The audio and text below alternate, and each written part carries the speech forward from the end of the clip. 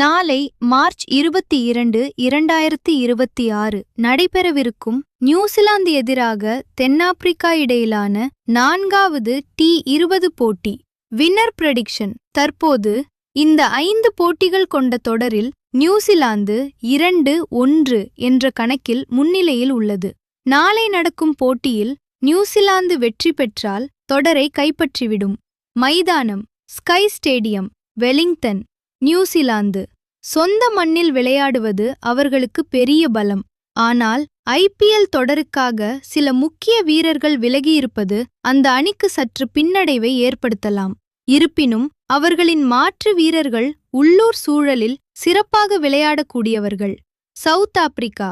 இந்த தொடரை உயிர்ப்புடன் வைத்திருக்க தென்னாப்பிரிக்காவிற்கு இது ஒரு வாழ்வா சாவா போட்டி.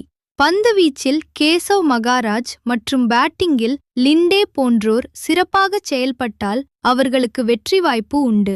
வெலிங்டன் மைதானம் பொதுவாக வேகப்பந்து வீச்சாளர்களுக்கு சாதகமாக இருக்கும். குறிப்பாக அங்கு வீசும் பலத்த காற்று பந்தை ஸ்விங் செய்ய உதவும். முதலில் பேட்டிங் செய்யும் அணி 160 முதல் 170 வரை ரன்கள் எடுத்தால் அது சவாலான இலக்காக இருக்கும். Winning chance.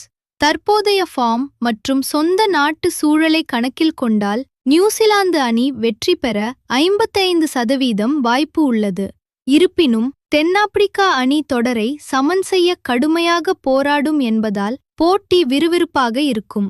Key players. New Zealand Devon Conway, Finn Allen, Mitchell Santner. South Africa Quinton de Kock, Aiden Markram, Kagiso Rabada. Tamil predictor சேனலை இப்பவே சப்ஸ்கிரைப் பண்ணிக்கோங்க. மேலும் டீடைல்ஸ் தெரிஞ்சுக்க டிஸ்கிரிப்ஷன்ல இருக்கும் லிங்க் மூலம் டெலிகிராம் சேனல்ல ஜாயின் பண்ணிக்கோங்க.